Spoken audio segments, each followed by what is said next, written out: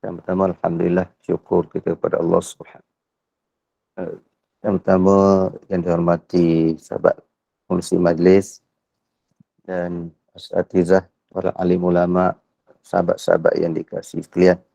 Pertama-tama, Alhamdulillah, kita bersyukur kepada Allah Subhanahu Wa Taala atas pertemuan kita pada malam ini. Mudah-mudahan pertemuan kita ini memberi sedikit sebanyak manfaat untuk kita semua.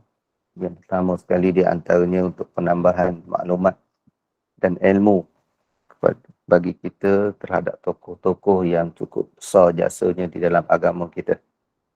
Dan insyaAllah pada malam ini kita akan membicarakan tentang satu tokoh yang tidak asing lagi, disebut namanya iaitu Imam Ibn Majah rahimahullahu ta'ala, dan sedikit berkaitan dengan pengenalan dan manhaj beliau di dalam kitab Sunan Ibn Majah. Imam Ibn Majah rahimahullah ta'ala bernama Muhammad bin Yazid bin Majah Al-Qazwini. Digelar sebagai Abu Abdillah. Lahir pada tahun 209 Hijrah. Dia sebagaimana tokoh-tokoh yang lain juga. Ulama-ulama yang hebat ini biasanya dia tidak belajar di satu tempat, tetapi mereka melakukan rehlah-rehlah di dalam menuntut ilmu. Di antara negara yang menjadi tumpuan Imam Ibn Majah untuk menuntut ilmu iaitu Iraq, Basrah, secara khususnya, lebih khusus lagi di kota Basrah, kota Kufah, Baghdad. Ketiga-tiga ni tiga kota yang cukup terkenal di negeri Iraq yang merupakan pusat kepada perkembangan Islam, terutamanya di zaman Abbasiyah. Mekah, Syam, Mesir dan lain-lain. Inilah negeri-negeri yang menjadi sumber tempat para alim ulama termasuk di kalangan muhaddisin untuk menuntut ilmu dulu. Beliau, guru yang beliau meriwayatkan hadis di dalam sunannya selama 310 orang. Ini yang termaktub di dalam Sunan Ibn Majah.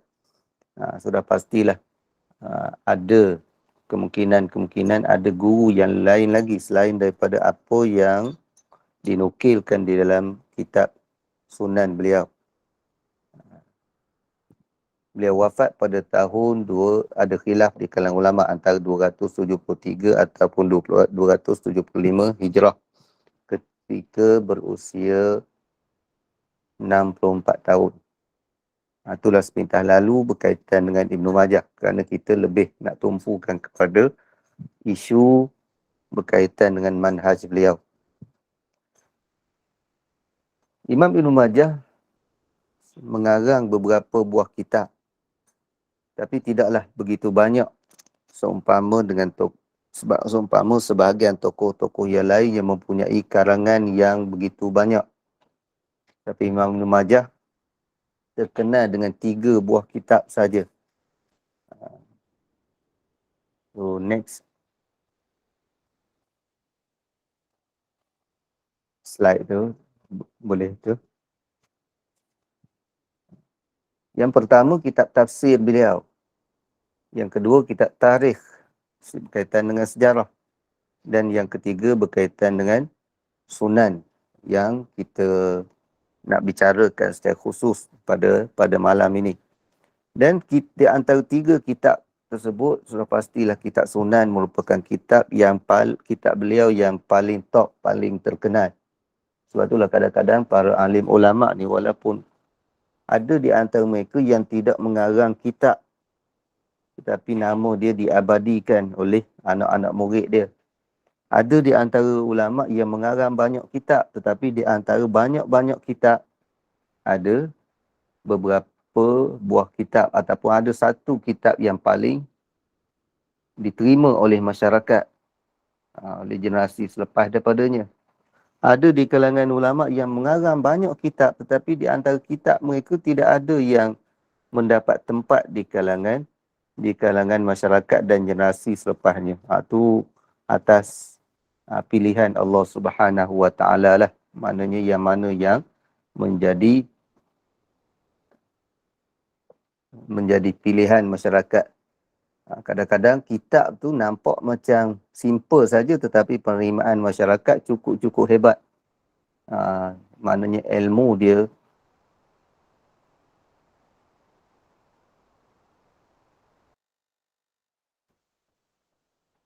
dimanfaatkan oleh masyarakat secara lebih menyeluruh berbanding dengan tokoh-tokoh yang lain.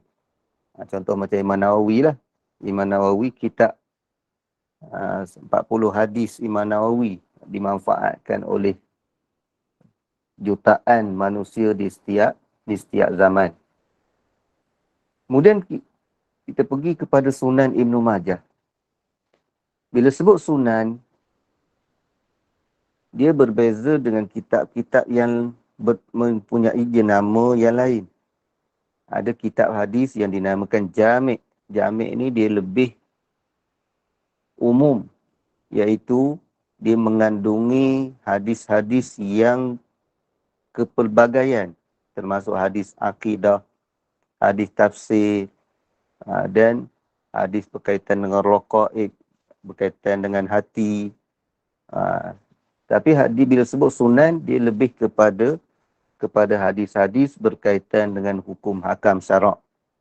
Sebab itulah kalau kitab sunan ni tak pelik kita tengok hadis akidah tak begitu banyak.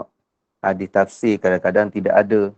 Tapi berbeza dengan kitab-kitab jami'. Itulah makna hadis ataupun sunan. Kitab yang diletakkan nama dengan nama sunan. Ia disusun berdasarkan bab-bab fiqh. Makna susunan dia tak lari daripada kitab-kitab fiqh yang lain. Mula dengan taharah, kemudian disambung dengan bab solat.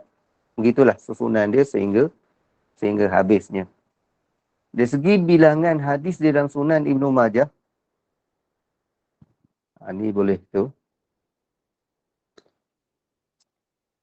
Bilangan hadis ini memang boleh kita katakan tidak disepakati oleh penyelidik tentang bilangan hadis di dalam kitab-kitab hadis.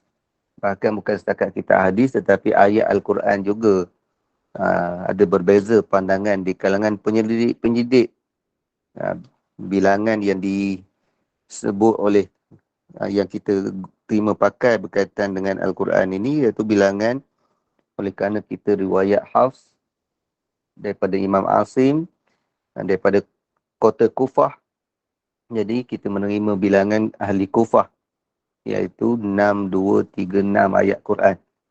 Tapi berkaitan dengan Al-Quran, berkaitan dengan hadis-hadis ini, satu tokoh di zaman muasir ini yang tidak asing lagi yang membuat yang meletakkan angka-angka, nombor-nombor dan bilangan terhadap kitab-kitab hadis yang cukup terkenal, iaitu Syekh Muhammad Fuad Abdul Baqi.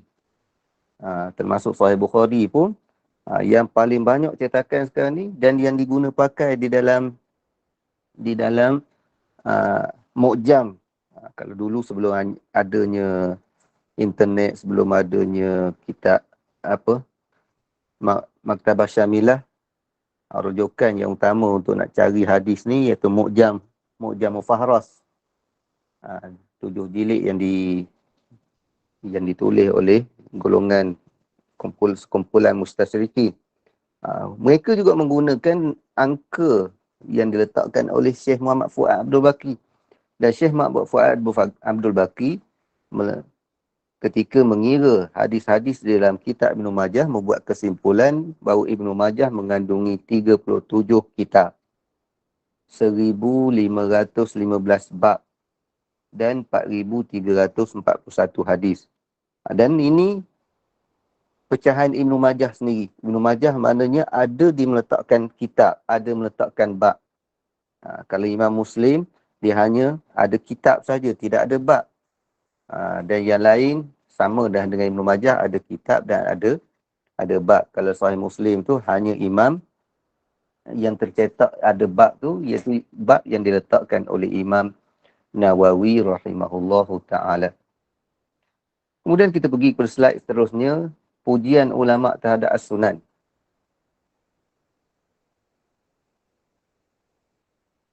Sebelum kita pergi kepada pujian ulama terhadap as-sunan, sedikit Ana tertinggal tadi, tak tulis dalam slide.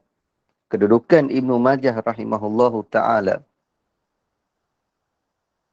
merupakan seorang tokoh yang cukup terkenal. Tetapi tidaklah menunjukkan walaupun kitab beliau ini cukup terkenal di antara 6 kitab yang paling top di dalam hadis, tetapi tidak melambangkan bahawa dia merupakan tokoh hadis yang ke-6 hebatnya. Kerana ramai lagi tokoh-tokoh hadis yang berkedudukan jauh lebih tinggi berbanding dengan Ibnu Majah lagi. Sebagai contoh Imam Ahmad, Ad-Darqutni, dan Imam Ibnu Abi Hatim. Ini nama-nama yang jauh lebih tinggi kedudukan dia berbanding dengan Imam Ibnu Majah. Tetapi Imam Ibnu Majah mendapat tempat, kitab beliau mendapat tempat di kalangan ahli-ahli hadis. Kenapa nanti kita bincang? Pujian Ibnu Ulama terhadap As-Sunan. Abu Zur'ah Ar-Razi berkata, aku merasakan jika kitab ini didapati oleh orang ramai nescaya kitab-kitab lain yang menghimpunkan hadis tidak akan diendahkan. Maknanya kesusunan Imam Ibnu Majah, himpunan hadis yang agak lengkap yang ada di dalam Sunan Ibnu Majah seolah-olah memadai daripada kita menggunakan kitab-kitab yang lain. Ini pujian Imam Abu Zur'ah Ar-Razi. Az-Zahabi pula berkata Sunan Abu Abdillah iaitu Ibnu Majah merupakan kitab yang baik, namun ia dikeruhkan oleh sedikit hadis-hadis yang sangat lemah. Maknanya dipuji oleh Imam Zahabi dari susunan hadis, bilangan hadis yang dikira hampir mencukupi, tetapi ada hadis-hadis yang sangat lemah. Ibnu Hajar berkata kitabnya As-Sunan merupakan kitab himpunan hadis, iaitu jami' yang baik, mempunyai banyak bab dan riwayat yang ganjil. Maknanya banyak hadis-hadis yang tidak didapati di dalam kitab-kitab yang lain. Ataupun dinamakan tafarrudat, infiradat Imam Ibnu Majah rahimahullahu ta'ala. Ini di antara pujian para ulama terhadap kitab Sunan beliau.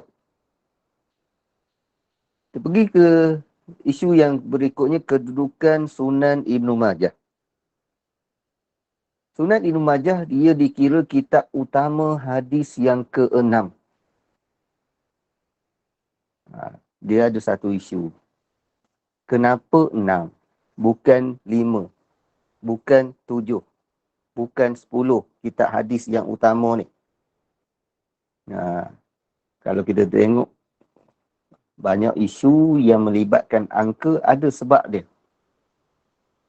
Kalau kita tengok rukun Islam ada 5. Ada sebut dalam hadis bunyal Islam ala khams. Contohnya, kalau kita tengok ulama terlalu berminat mengarang himpunan hadis 40. Kerana ada hadis walaupun hadis yang dhaif tentang kelebihan 40 hadis. Tapi kenapa dalam bab hadis, bab kitab hadis, ulama meletakkan 6. Bukan meletakkan 7, bukan meletakkan 5. Yang ni isu yang jarang kita jumpa dibincangkan oleh para alim ulama.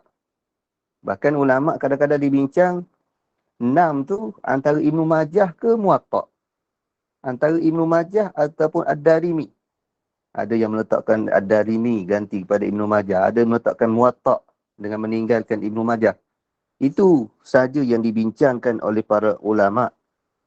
Jarang yang membincangkan tentang kenapa 6 bukan 5, bukan 4, bukan 7. Sebenarnya angka ini adalah ijtihad para muhaddisin untuk kerana 6 ini ijtihad para ulama muhaddisin nak gambarkan bahawa apa yang dikaji oleh mereka, 6 ini dah dikira cukup sebagai asas untuk kita amalkan. Jadi hadis-hadis yang menjadi asas untuk kita amalkan di dalam kehidupan kita keseluruhannya, maknanya kalau 5 Tak cukup lagi. Banyak lagi hadis-hadis yang perlu kita amalkan, yang perlu kita tambah. Yang ada dalam kitab yang lain. Kalau 7 tu dah banyak sangat dah hadis yang berulang. Tidak ada banyak sangat penambahan hadis-hadis yang baru yang perlu kita amalkan. Jadi letak 6 kira seolah-olah lengkap dah. Bererti selain daripada 6 ini, walaupun ada hadis-hadis yang masih dinilai sahih, tetapi keperluan dia tidaklah begitu diperlukan berbanding dengan yang dah ada dalam 6 kitab ni. Maknanya 6 kitab hadis ni boleh kita katakan dah cukup untuk kita amalkan. Dah cukup untuk kita amalkan. Walaupun kita tidak katakan bahawa 6 ni dah merangkumi semua hadis, tidak. Bukan 6 merangkumi semua hadis, tetapi 6 ni dah cukup untuk kita amalkan. Sebab itulah angka 6 yang diletakkan oleh alim ulama'. Tokoh yang pertama memasukkan Sunan Ibnu Majah di dalam 6 kitab utama hadis ialah Al-Hafiz Muhammad bin Tahir Al-Maqdisi. Dia popular dengan nama Ibnu Tahir Al-Maqdisi. Ini dari segi sejarahnya. Maknanya meletakkan dia di termasuk 6 kitab utama yang perlu dimasukkan di dalam senarai kitab-kitab penting yang terpenting di dalam hadis. Sebab itulah saya sebut tadi, maknanya 6 kitab ni cukup untuk kita amalkan. Maknanya kalau tak guna kitab lain pun boleh kita katakan tidak meninggalkanlah sunnah dah. Tidak dikira meninggalkan sunnah dah, kira cukup untuk amalkan. Ada ulama meletakkan Al-Muwatta' sebagai kitab yang ke-6. Dan ada ulama yang meletakkan Ad-Darimi sebagai kitab hadis utama yang ke-6. Kenapa? Memang Muwatta' kita tidak nafikan kedudukan Muwatta' berbanding dengan Ibnu Majah. Kalau dinilai di sudut kesahihan hadis, Muwatta' jauh lebih tinggi daripada Ibnu Majah. Begitulah juga Ad-Darimi. Bilangan hadis-hadis dia, status hadis dia lebih tinggi daripada status hadis Ibnu Majah. Yang mana Ibnu Majah kita akan jumpa perbincangan yang menyatakan bahawa banyak juga hadis-hadis yang sangat lemah dan ada hadis yang palsu.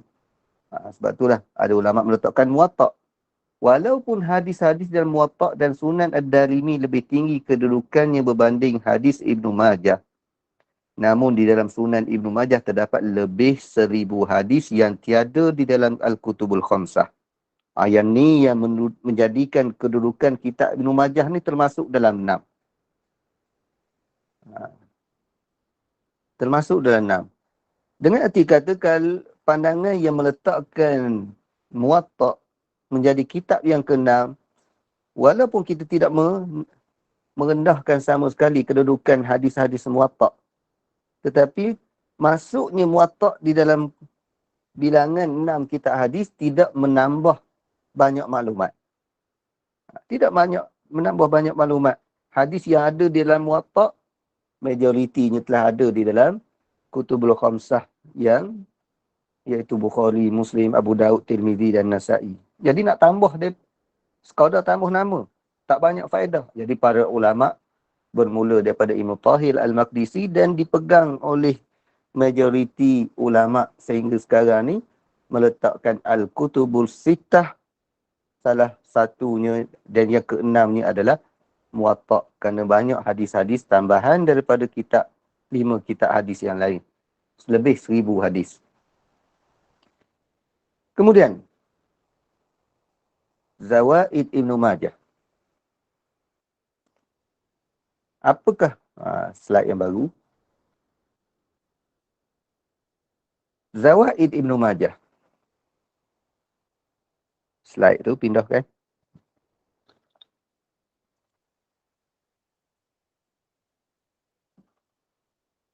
Zawaid Ibnu Majah adalah hadis-hadis tambahan daripada Ibnu Majah yang tidak terdapat di dalam kitab hadis yang 5 yang lain.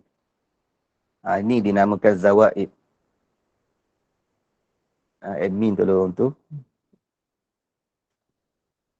Tak gerak lagi kat Ana ni.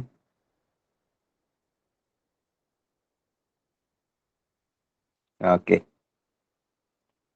Zawaid adalah hadis tambahan. Hadis tambahan. Dia dalam ilmu hadis ni ada suatu perbincangan tentang zawaid, ilmu zawaid. Ilmu hadis berkaitan dengan hadis-hadis tambahan.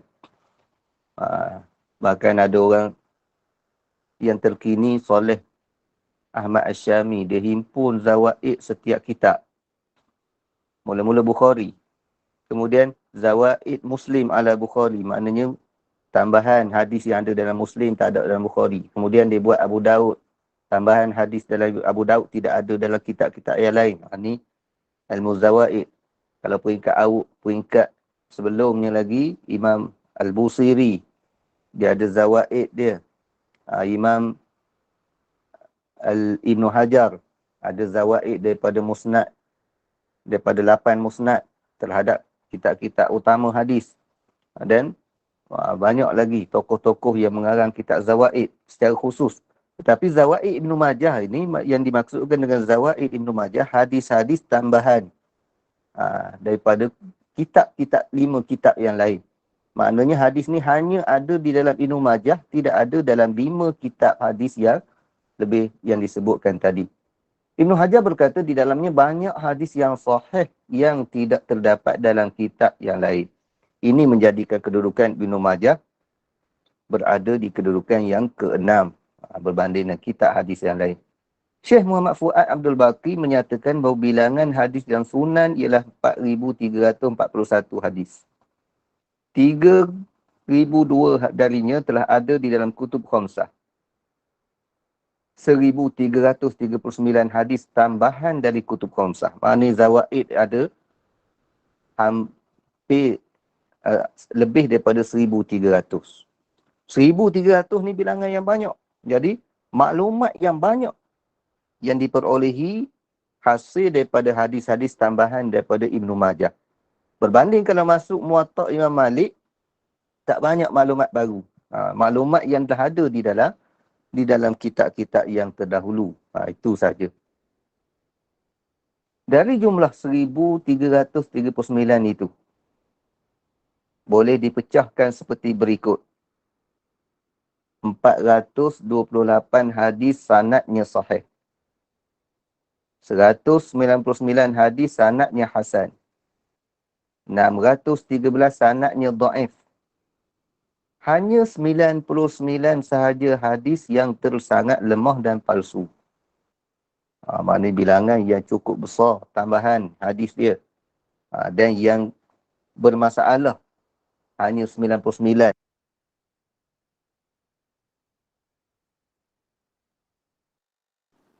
Maknanya 99 ni angka yang tidak begitu besar berbanding dengan keseluruhan angka hadis yang terdapat di dalam kitab Zawaid Ibnu Majah. Nanti kita bincangkan khusus tentang hadis palsu yang berada di dalam kitab Zawaid ini. Syekh Syuaib Al-Na'ud berkata, Syekh Syuaib Al-Na'ud ni salah seorang ulama hadis muasir yang sempat dengan kita, yang meninggal sekitar belasan tahun yang lepas, yang dia menetap di Jordan dan banyak membuat tahqiq terhadap kitab-kitab hadis. Di antaranya kitab yang besar, beliau mengetuai kumpulan dalam mentahqiq kitab Musnad, 50 jilid lebih tahqiq beliau terhadap kitab Musnad. Syekh Syuaib Al-Na'ud berkata, membuat kesimpulan bahawa terdapat 1,213 hadis di dalam Sunan Ibnu Majah yang tidak terdapat dalam kutub khamsah. Jadi ada sedikit perbezaan angka di antara apa yang disebut oleh Syekh Fuad dengan Syekh Al-Na'ud. Perbezaan angka ni kadang-kadang dia ada perbezaan sedikit riwayat. Ada tokoh hadis kira 2 hadis. Ada tokoh hadis yang kira satu sahaja. Begitulah. Mana bukannya hadis ada lebih, ada kurang. Sunan Ibn Majah hak tu lah. Tidak ada penambahan hadis pun. Cuma dari segi angka, dari segi nombor saja berbeza. Bila ada perbezaan riwayat sedikit, ada ulama letak 2 terus nombor. Ada ulama dikira 1 guna nombor yang awal tadi saja. 1213 hadis dalam Sunan Ibnu Majah yang tidak terdapat dalam Kutub Khamsah. 600 darinya adalah hadis yang sahih dan hasan. Tu besar angka tu. Kalau kita tengok 600 kesimpulan yang tak jauh dengan Syekh Fuad Abdul Baqi tadi. Imam Al-Busiri telah membuat komentar terhadap hadis Zawaid ini, dan komentar ini biasanya disertakan dalam cetakan kitab Sunan. Ini satu kemudahan bagi kita yang berada di zaman mutaakhir ini. Hadis-hadis Ibnu Majah kebiasaannya dicetak dengan komentar Imam Al-Busiri. Imam Busiri dia ada kitab dia terhadap Zawaid Imam Ibnu Majah, Misbahuz Zujajah. Dibuat hadis-hadis yang tidak ada dalam Kutub Khamsah, dalam Bukhari, Muslim, Abu Daud, Nasa'i dan Abu Daud, Tirmizi dan Nasa'i, dia buat komentar. Hadis ni sanad dia dhaif dan seumpamanya. Bila dia buat komentar, dengan komentar dia menokok tambah nilai kepada kitab tersebut. Berbeza dengan zaman sekarang ni, kalau katakan ada sedikit komentar terhadap mana-mana kitab, orang tuduh terus buat tuduhan terhadap kita nak menjatuhkan tokoh tersebut. Ada buat tahqiq ataupun buat ta'liq sikit terhadap kitab-kitab yang tertentu, orang buat banding. Siapa Ustaz Khairul berbanding dengan tokoh tu? Apa jasa Ustaz Khairul? Tu zaman sekarang ni. Mana setengah orang dia dia oleh kerana terlalu ta'assub kepada kitab-kitab tertentu, terlalu ta'assub kepada aliran-aliran tertentu, seolah-olah tak boleh nak usik langsung. Sedangkan ulama-ulama dulu saling menambah baik di antara satu sama lain. Orang yang bukan bidang hadis, kitab dia ditakhrijkan oleh ahli hadis, itu perkara yang biasa untuk menambahkan nilai bagi kitab tersebut. Jadi Imam Ibnu Majah ni tokoh yang cukup hebat dah, tetapi ada lagi ulama yang membuat komentar terhadap hadis-hadis yang ada di dalam kitab beliau. Okey, tengok secara umumnya. Status hadis Sunan Ibnu Majah. Menurut Syekh Albani, bahawa status hadis di dalam Sunan adalah seperti berikut. Hadis sahih 3,503 hadis. Hadis dhaif dan munkar.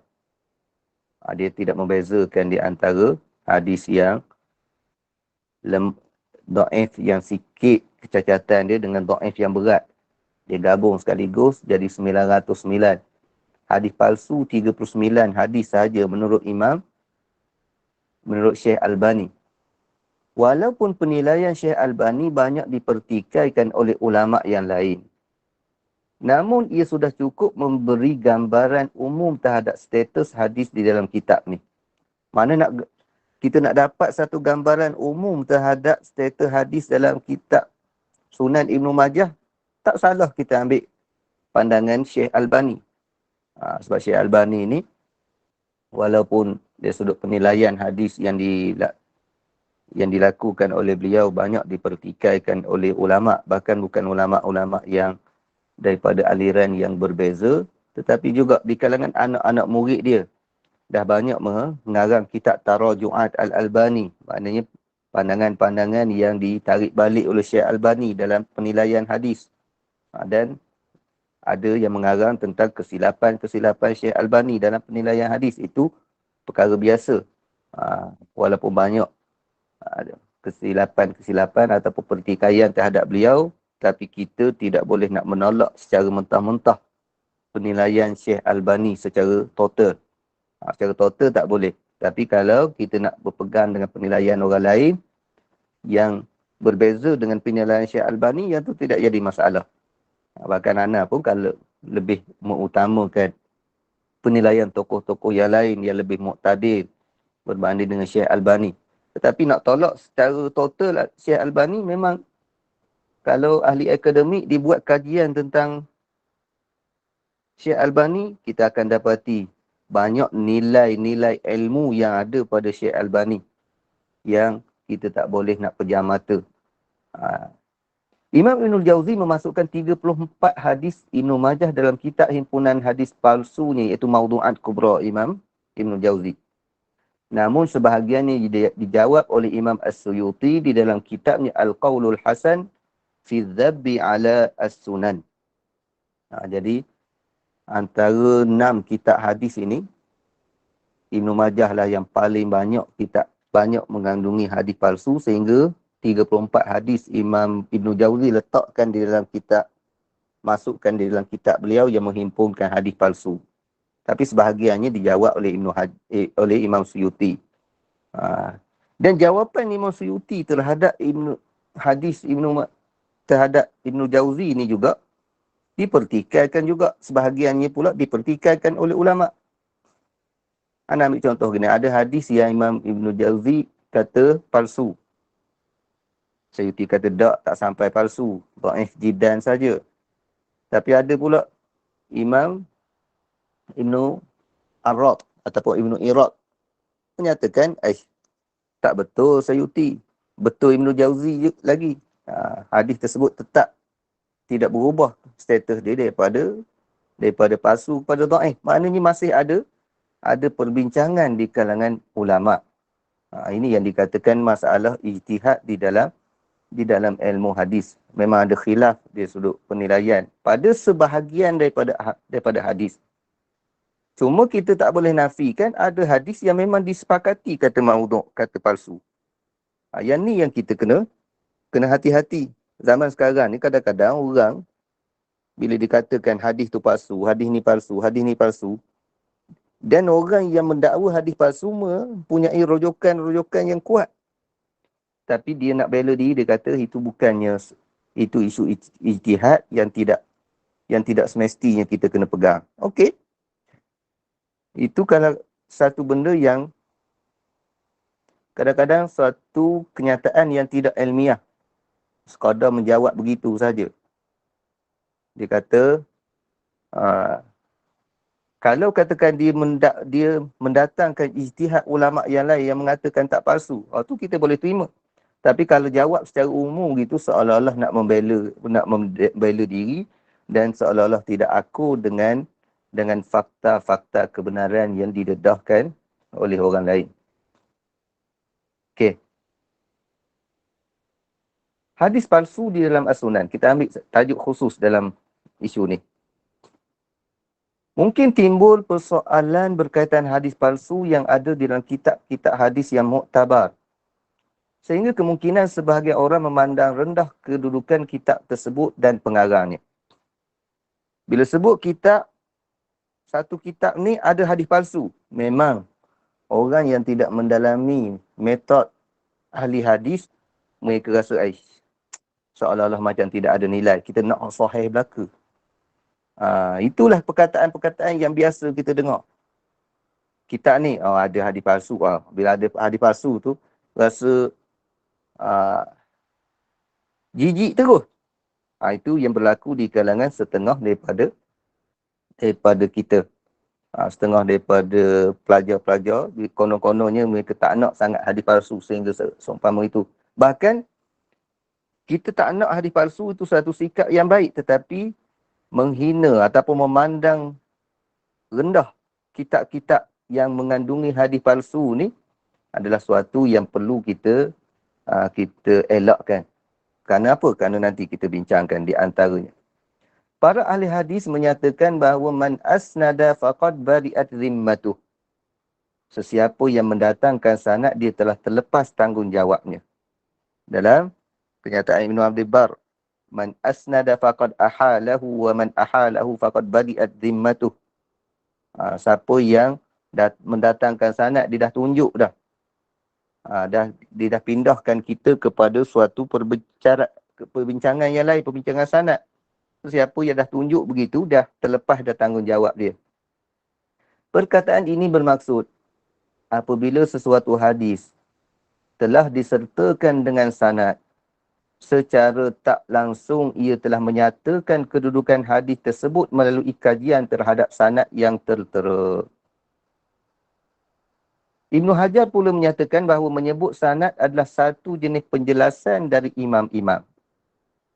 Ni yang kita tak nampak sekarang ni kerana kurang ilmu berkaitan dengan rijal pada diri kita.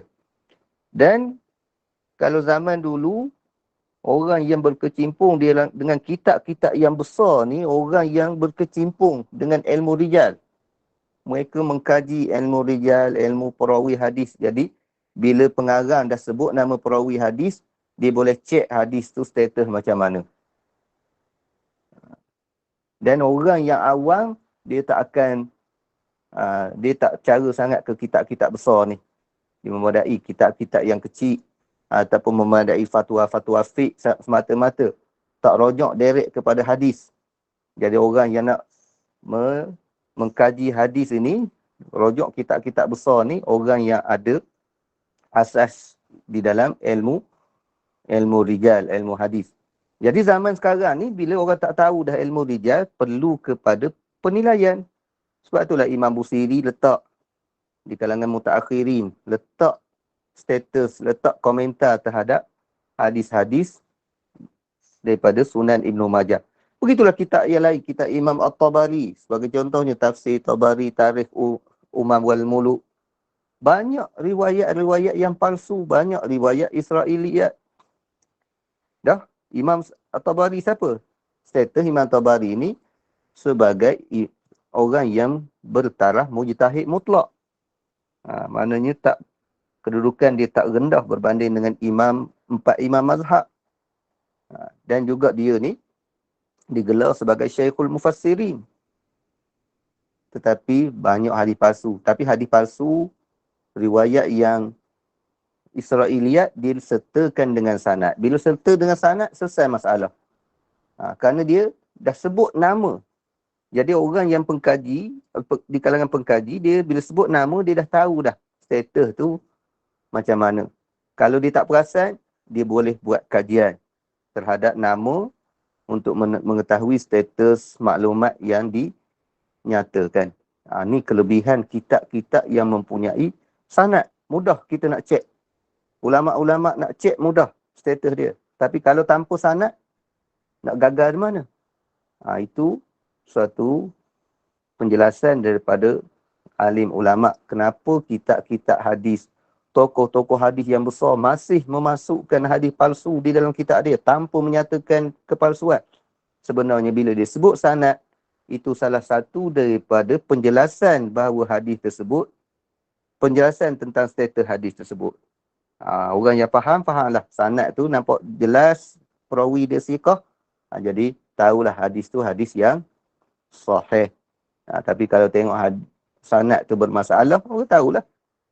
Ibarat zaman kita ni, kadang-kadang kita sandarkan suatu berita kepada suatu sumber, orang boleh agak dah berita tu tepat ataupun tidak.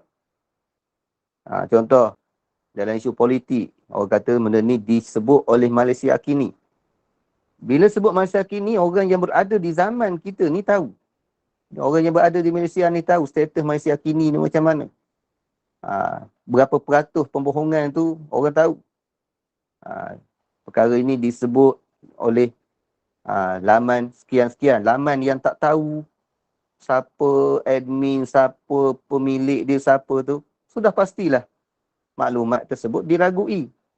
Begitulah hadis-hadis Nabi SAW. Bila sebut perawi, jadi pengarang yang menghimpunkan hadis yang mempunyai sanad tadi, dia tidak lagi dipertanggungjawabkan.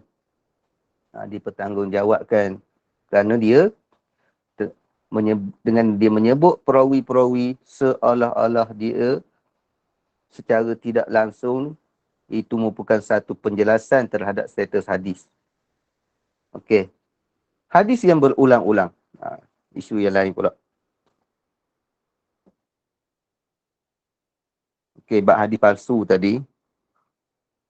Kalau kitab-kitab hadis yang besar ada dengan sanad, tapi kalau kitab-kitab yang tak ada sanad, tu yang jadi masalah sebenarnya. Payah sikit nak buat penyelidikan, payah sikit nak buat kajian. Bahkan ulama-ulama hadis sendiri mengatakan bahawa kitab yang bukan dikarang oleh ahli hadis, yang tu kena hati-hati ketika mereka menyebut hadis. Walaupun dia merupakan ahli fiqh yang cukup terkenal. Dia ni faqih, ahli fiqh yang cukup terkenal, tapi bidang hadis, apabila dia menulis hadis ataupun dia menukilkan hadis dalam kitab fiqh dia, kita tak boleh telan bulat-bulat. Kalau sahabat-sahabat nak jelas lagi, boleh tengok fatwa Imam Ibnu Hajar Al-Haytami. Seorang tokoh yang cukup terkenal dalam mazhab Syafi'i, pengarang kitab Tuhfah. Dia sebut, maknanya tokoh hadis yang disebut di dalam kitab fiqh, yang disebut di dalam kitab Mawa'iz berkaitan dengan peringatan-peringatan berkaitan dengan akhlak dan seumpamanya, yang tu kita tak boleh jadikan rujukan di dalam bidang hadis. Tak boleh nak telan bulat-bulat. Itu penjelasan daripada ulama. Tapi kalau kita zaman sekarang ni, bila buat kenyataan tu, confirm orang kata kita tidak menghormati ulama. Isu tidak menghormati dengan isu kita nak berhati-hati, sepatutnya kita bezakan di antara dua tu. Hadis yang berulang-ulang. Sunan Ibnu Majah merupakan kitab hadis yang sedikit saja hadisnya yang berulang-ulang. Tidak sebagaimana Sahih Bukhari. Bilangan hadis yang berulang-ulang hanya 130 lebih saja. Ini di antara keunikan dan keistimewaan Ibnu Majah. Tak banyak hadis yang sama. Tapi kalau dalam Bukhari, kadang-kadang bukan setakat banyak hadis yang sama. Dalam Bukhari ni, hadis yang berulang, yang tidak berulang lebih sedikit daripada hadis yang berulang. Itu Bukhari. Kemudian ada hadis yang berulang sampai puluhan kali. Tapi ada keistimewaan Imam Bukhari. Kenapa diulangkan hadis? Kerana istimbat yang berbeza. Dia bawa kali pertama, letak tajuk sekian. Bawa kali kedua dengan istimbat yang lain pula. Itu di antara keunikan dan keistimewaan Imam Bukhari. Maknanya dia ulangkan hadis ada keistimewaan. Tapi Imam Ibnu Majah, dia tak ulang hadis. Itu keistimewaan yang berbeza. Tak mungkin satu kitab mempunyai 1001 keistimewaan yang tidak ada pada yang lain. Tak mungkin. Ada keistimewaan yang ada pada Ibnu Majah, tidak ada pada Bukhari. Bila hadis tak berulang-ulang ni, bagi orang awam, itu lebih mudah. Lebih mudah kita nak cari, lebih mudah kita nak hafal, lebih mudah kita nak mengaji. Itu antara keistimewaan Imam Ibnu Majah rahimahullahu ta'ala. Kemudian Sulasiyat Ibnu Majah. Sulasiyat Ibnu Majah ialah hadis yang diriwayatkan dengan hanya 3 perantaraan di antara Ibnu Majah dan Rasulullah SAW. Imam Al-Baiquni menyebut, wa kullu ma qalla rijaluhu ala wa didduhu dzakalladzi qad nazala. Nak menggambarkan kepada kita, selagi mana kurangnya perawi itu, dia dinamakan sanad yang tinggi. Bila sanad yang tinggi, kurang perawi, andaian untuk berlakunya kesilapan semakin sedikit. Kerana semakin panjang perawi, ada 10 perawi. Walaupun siqah, tetapi kemungkinan dia tersilap tu agak lebih besar berbanding dengan kalaulah perawi tu hanya 3 orang. Daripada pengarang sehingga Rasulullah ada 3 orang je perawi. Tolak seorang sahabat yang memang siqah, ada 2 orang lagi. Di kalangan tabi'in, tabi'in. Cukup kita menambahkan lagi keyakinan bahawa kemungkinan tersilap tu adalah sedikit berbanding kalaulah perawi itu ramai. Dan dalam Sunan Ibnu Majah, Sulasiyat adalah sanad yang paling tinggi di dalam sunan. Samalah juga dengan Bukhari. Bukhari, dia ada Sulasiyat dia. Kalau Bukhari ada 23 Sulasiyat di dalam Sahih Bukhari. Tapi dalam Sunan Ibnu Majah ni hanya ada 5 saja Sulasiyat, iaitu hadis yang hanya ada 3 perantaraan di antara Imam Ibnu Majah dan Rasulullah sallallahu alaihi wasallam. Kemudian tajuk yang seterusnya berhujjah. dengan hadis Ibnu Majah. Imam As-Sakhawi menyatakan, jadi Imam As-Sakhawi ini untuk makluman sahabat sekalian, dia sezaman dengan Imam Suyuti. Sezaman dengan Imam Suyuti, dia anak murid kepada Imam Ibn Hajar Al-Asqalani. Cuma bagi penuntut ilmu qiraat, dia ada seorang tokoh Sakhawi yang lain. Sakhawi yang lain, dan tu Alamuddin As-Sakhawi dalam ilmu qiraat, dia generasi yang lebih awal lagi. Dan dialah yang pandangan beliau lah yang banyak dirujuk oleh ahli qiraat dalam memahami kalam Imam Syatibi rahimahullah ta'ala dalam matan Hirzul Amani, atau Sakhawi yang lain. Tapi Sakhawi dalam hadis, iaitu Sakhawi yang sezaman dengan Imam Suyuti rahimahullah ta'ala. Sebab itulah nama-nama ulama yang hampir sama ni kita jangan keliru. Kalau keliru, memang banyak maklumat-maklumat yang tak tepat yang kita dapat. Sakhawi hadis, Sakhawi qiraat, lain. Qurtubi hadis, Qurtubi muhaddis, Qurtubi mufassir, lain. Imam Qurtubi mana? Qurtubi pengarang kitab tafsir Jami' Ahkamul Quran. Qurtubi mana? Qurtubi muhaddis, pengarang kitab Al-Mufhim, Syarah Sahih Muslim, hadis. Itu orang yang berbeza. Qurtubi hadis, guru kepada Qurtubi ahli tafsir. Itu nama-nama yang digelar dengan gelaran yang sama, tetapi tokoh yang berbeza. Imam Sakhawi menyatakan bahawa untuk berhujah dengan hadis di dalam Sunan Ibnu Majah ialah dengan cara menilai kesahihan hadis jika ia mempunyai kelayakan untuk menilai, ataupun dengan berpegang dengan penilaian ulama terhadap hadis tersebut. Jadi kesimpulannya, maknanya semata-mata kita jumpa hadis dalam Sunan Ibnu Majah tidak boleh dijadikan hujah lagi. Walaupun Sunan Ibnu Majah kitab yang ke-6, yang paling top di dalam hadis. Bukan 6 yang paling sahih. Kalau susunan sahih lain. Tapi yang dikira ummahat ataupun ummatus sit, maknanya ibu kitab hadis ni, salah satunya Ibnu Majah. Tetapi semata-mata jumpa hadis dalam Ibnu Majah tidak membolehkan lagi bagi seorang untuk berhujah secara terus. Nak telan bulat-bulat, tak boleh. Kalau dia ada kelayakan, dia buat penyelidikan dulu tentang status hadis. Kalau dia tidak ada kelayakan, dia berpegang dengan penilaian ulama terhadap hadis tersebut. Jadi inilah yang perlu kita ketahui. Kenapa? Kerana kalau kita tahu perkara yang seumpama ni, jadi sikap kita terhadap kitab-kitab yang lain jadi lebih mudah lah. Kalau kitab Ibnu Majah pun begini syarat kita nak ambil, tak boleh nak telan bulat-bulat, maka kitab-kitab yang lain apatah lagi.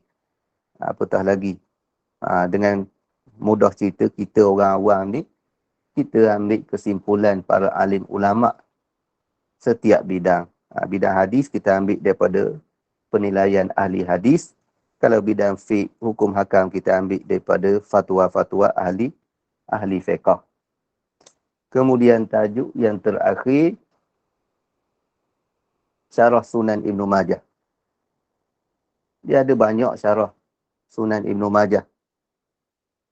Banyak syarah Sunan Ibnu Majah. Nak sebut beberapa yang cukup top lah. Yang pertama, Misbahuz Zujajah ala Sunan Ibnu Majah, karangan Imam Suyuti.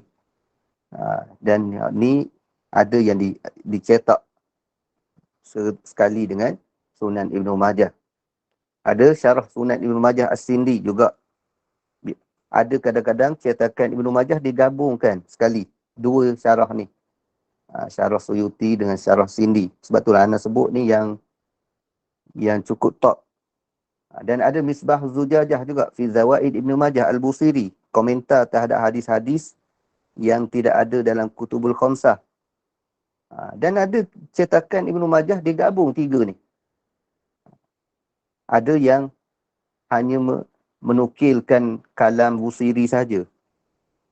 Syarah cetakan Ibn Majah ada yang menukilkan kalam Busiri saja. Ada yang gabung terus 3 yang atas tadi. Dan di zaman tokoh muasir, tokoh semasa, ada seorang tokoh yang dikenali sebagai Imam Harari Al-Utyubi, orang kulit hitam, mengarang syarah yang cukup hebat terhadap Sunan Ibn Majah. Di syarah Sunan Ibn Majah berapa belah jilid, dan dia di zaman sekarang ni syarah itulah dianggap syarah yang paling lengkap terhadap Sunan Ibn Majah berbanding dengan syarah-syarah yang sebelumnya hanya kadang-kadang menumpukan kepada gharibul hadis dan perbincangan yang tidak begitu detail. Sikit-sikit je syarah, komen begitu begini saja. Tetapi dalam syarah Al-Utyubi ni, dia seumpama syarah-syarah kitab hadis yang besar yang lain. Panjang lebar dia syarah dan cukup menarik daripada seorang tokoh yang muasir. Ini antara contoh sebahagian daripada syarah kepada Sunan Ibn Majah. Cuma kita akui di antara kutubus sittah yang agak kurang mendapat khidmat daripada tokoh hadis iaitu Ibn Majah. Berbanding dengan Bukhari, berbanding dengan kitab-kitab yang hadis yang lain, Tirmizi dan seumpamanya, Ibn Majah agak kurang sedikit berbanding dengan 5 tokoh yang lain. Kemudian yang terakhir rujukan yang anda ambil itu sebahagian daripada kitab-kitab rujukan di dalam Manahij Muhaddithin yang sempat anda rujuk untuk buat sedikit slide ini. Jadi rasanya itulah sepintas lalu lewat-lewat tengah malam ni pakat letih belaka dah tak. Jadi rasa-rasanya itulah sementangan daripada anak. Mungkin kalau ada apa-apa kita boleh bincang sekali. Jadi anak berhenti dulu buat pusingan ni sebelum kita tutup akan datang. Wallahualam. Okay, jazakallah khairul jazak pada Ustaz Khairul Azmi. Dan kalau ada sahabat-sahabat ada apa-apa yang nak dikemukakan, diketengahkan, dipersilakan.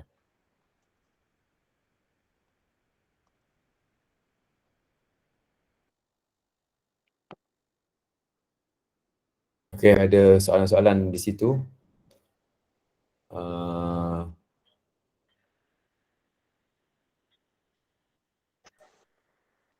Dalam ruang komen, Ustaz. Dalam ruang komen, okey.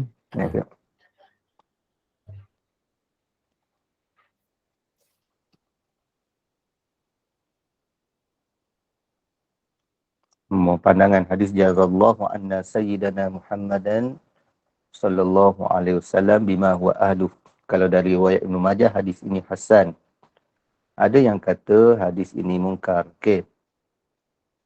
Ana tidak sempat nak rojok secara detail tentang hadis ni pada malam ni. Cuma setakat maklumat yang ana tahu dan ana dah pernah suatu masa dulu bila isu ni diperdebatkan, ana buat juga sedikit pembacaan terhadap hadis jazallahu anna, dan kesimpulannya memang hadis ni agak terlalu lemah.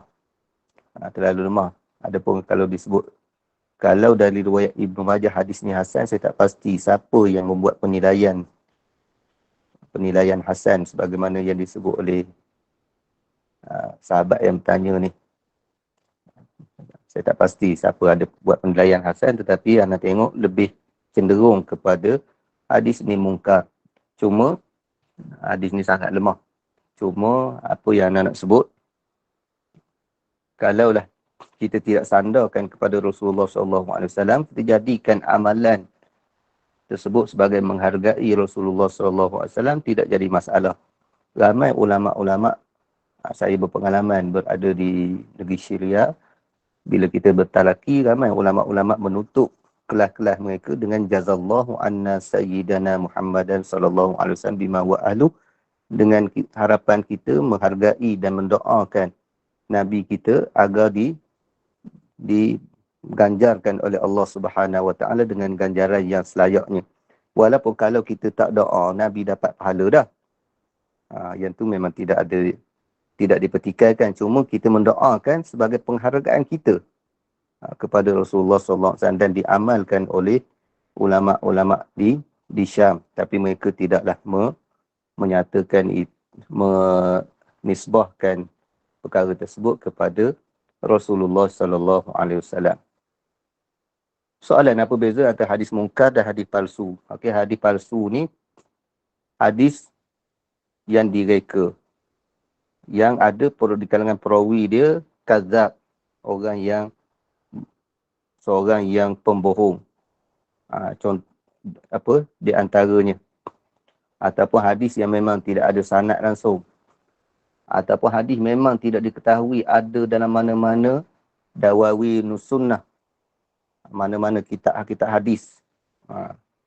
Itu hadis palsu. Hadis mungkar yang diriwayatkan oleh perawi yang matruk, perawi yang ditolak oleh para ahli ulama. Dia bukan setakat dhaif biasa, bukan setakat lemah biasa, tetapi ada masalah yang besar. Itu menyebabkan dia mungkar. Dan dia bercanggah dengan hadis-hadis yang lebih sahih. Kenapa Imam Ibn Majah masukkan hadis palsu dan sebenarnya kerana hadis tersebut di luar pengetahuannya, atau memang ia memberi masyarakat bahawa ia adalah palsu? Ini yang anda dah sebut tadi. Dia apabila dia meletakkan sanad, berarti dia dah memberi isyarat bahawa hadis tersebut hadis yang palsu. Ada pandangan mengatakan masa kini ditaja oleh barat, waktu anda tak rasa tak perlu jawab lah. Anda buat contoh saja tadi, bukannya kita nak dakwa dia datang dia daripada mana, iaitu sahabat boleh tanya orang lain lah. Okey, bukankah bila ulama menyebut ulama sekian menghafal 100,000 hadis dan sebagainya, hadis itu merujuk kepada sanad, bukan matan. Jadi bukankah banyaknya hadis yang berulang dalam suatu kitab hadis adalah lebih baik, kerana boleh menaikkan taraf subut hadis itu sekiranya riwayat-riwayat sabit. Tapi hadis yang berulang dalam Sunan Ibnu Majah tak berapa banyak. Okey, berulangnya hadis, sebab yang pertama anda nak sebut tentang hafalan ulama. Memang kita tak nafikan.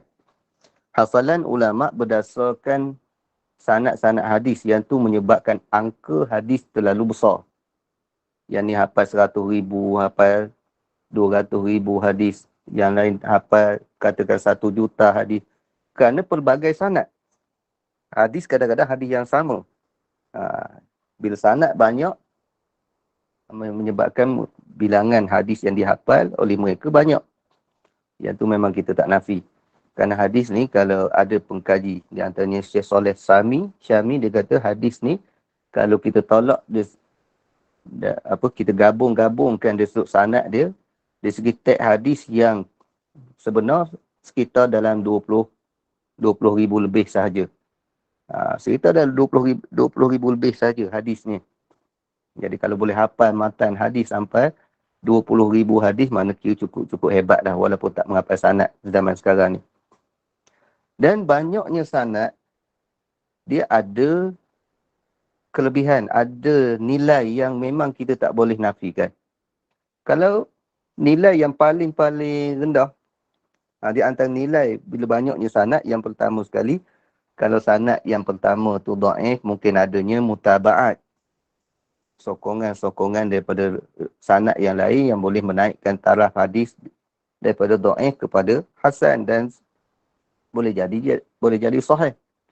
Kalau hadis tu dah sahih, mungkin perawi dia seorang, boleh naik daripada gharib kepada aziz ataupun masyhur. Dia menaikkan taraf hadis memang tidak dinafikan, banyak berpunca daripada sanad. Jadi hadis yang berulang dalam kitab yang lain tu mempunyai nilai yang sendiri. Sebab tu Ana sebut mempunyai nilai dan keunikan yang tersendiri. Yang tak ada ni ada kelebihan dia. Kelebihan dia supaya, sebagai contoh, orang awam dia tak mengaji sanad, tak apa, dia nakkan maklumat semata-mata. Jadi mungkin tidak diperlukan sanad yang pelbagai. Itu sedikit komen Ana terhadap soalan yang diajukan. Ustaz, Jadi ada ada lagi? soalan sikit. Nak Okey. tanya Ustaz. Berkaitan dengan Sunat Ibnu Majah, kalau kita tengok mukadimah dia, seingat saya dia start dengan itibau sunnah kan. Jadi adakah metodologi khusus Ibnu Majah kerana zaman tu dah mula ada golongan anti hadis ke dan sebagainya? Itu yang pertama. Yang keduanya, pensahihan hadis melalui jalan mukasyafah, adakah diterima? Okey.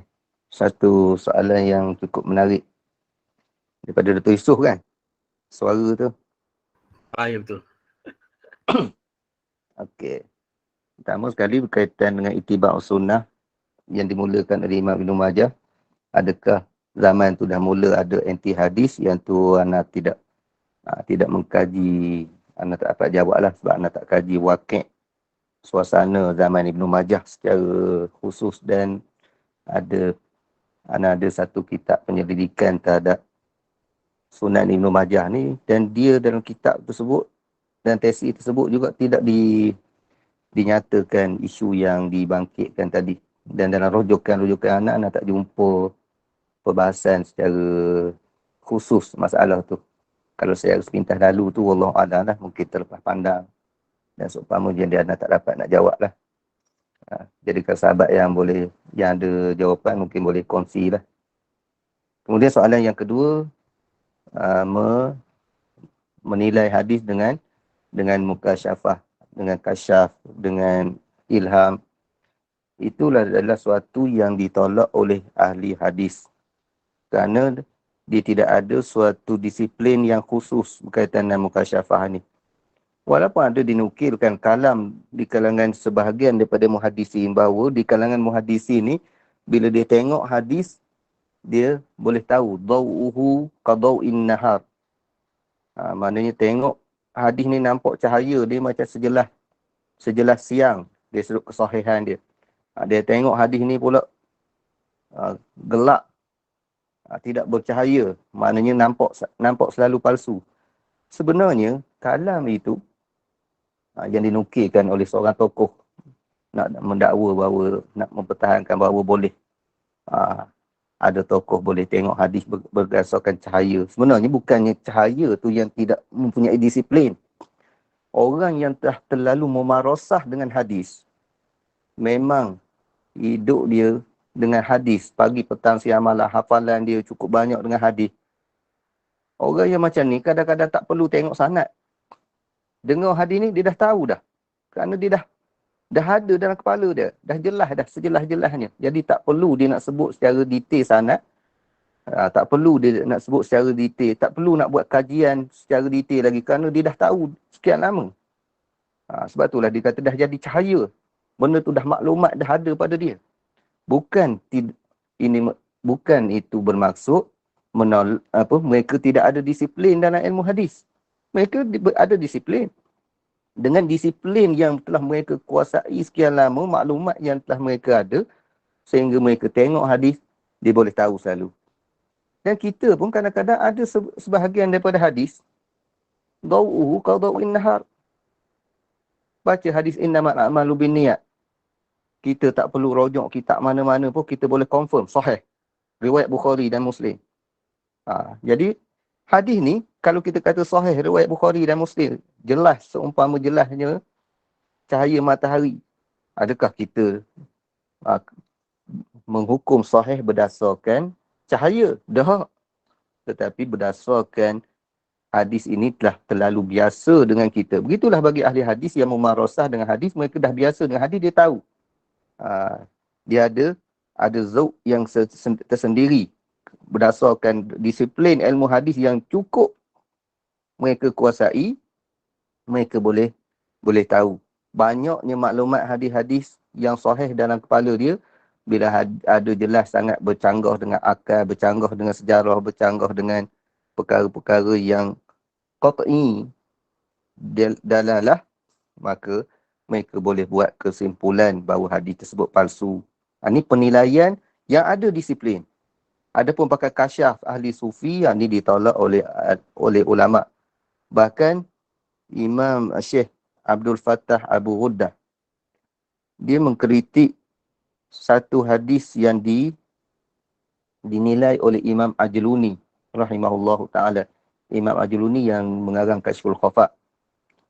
Kitab Kashful Khafa ni secara umum ni cukup bagus untuk dijadikan asas untuk kita mengetahui hadis-hadis yang status hadis. Sebelum adanya laman-laman web yang memudahkan kita lah. Zaman dulu memang Kashful Khafa yang paling mudah kita nak cari hadis. Tapi ada hadis yang disebut oleh Imam Ajluni, dia kata hadis ni diterima berdasarkan kasyaf. Anda tak ingat hadis apa tu? Jadi Syekh Abu Ghadah mengkritik, dia kata tak menasabah ahli hadis mengeluarkan kenyataan yang seperti gini. Yang mana dengan cara kalau kita terima penilaian hadis berdasarkan kasyaf, kita membuka ruang penyelewengan dalam ilmu hadis yang melanggar segala disiplin ilmu hadis. Walaupun dia kata tak langgar, tapi kalau dah tak ikut disiplin, memang langgar lah.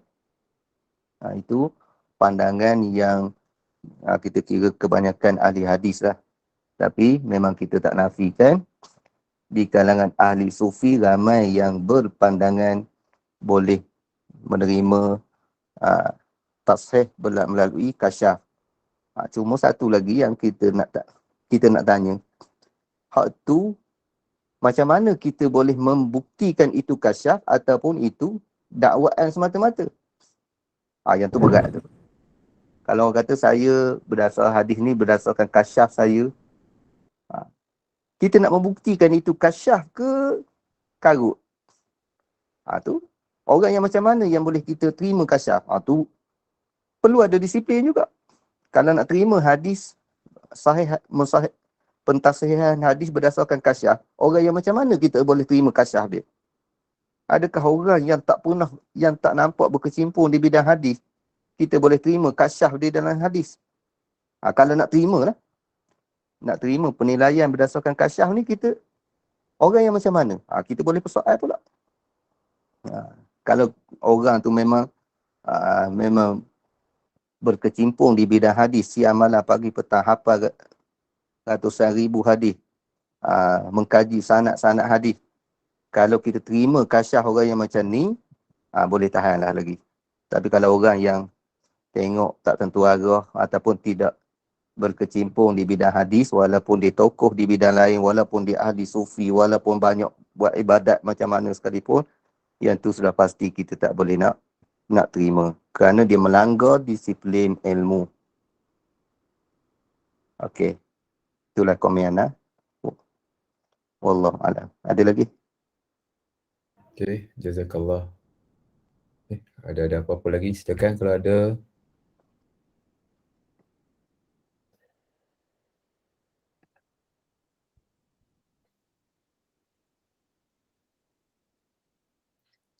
Okey, kalau tak ada dah nampaknya tu. Tak ada dah nampaknya. Okay, tak ada. Kalau tak ada dah, jadi Ana minta maaf lah terkurang kelemahan apa-apa yang dalam pentangan Ana, dan inilah yang sempat Ana sediakan. Mudah-mudahan ada manfaat untuk kita semua, dan jangan lupa kalau ada apa-apa pandangan, apa-apa kesilapan, boleh apa-apa teguran boleh kongsi dengan Ana. Jangan biarkan Ana tersilap berseorangan. Jadi jazakumullah khairan katsira kepada penganjur dan semua sahabat-sahabat yang sudi bersama untuk kita bincang pada malam ini. Mudah-mudahan ada manfaat untuk kita semua. Jadi wallahu a'lam. Assalamualaikum warahmatullahi wabarakatuh. Waalaikumsalam warahmatullahi wabarakatuh. Jazakallah khairan jazak pada semua, khususnya kepada Ustaz Khairul Azmi dan juga sahabat-sahabat yang dapat hadir. InsyaAllah kita jumpa lagi pada bulan depan, insyaAllah. Kita akan cuba sempurnakan sehingga mana yang boleh untuk topik-topik daripada hadis-hadis yang kitab-kitab hadis yang utama, insyaAllah. Allah alam, qul qawli hadza, assalamualaikum warahmatullahi wabarakatuh. Dan kita tutup dengan tasbih kafar dan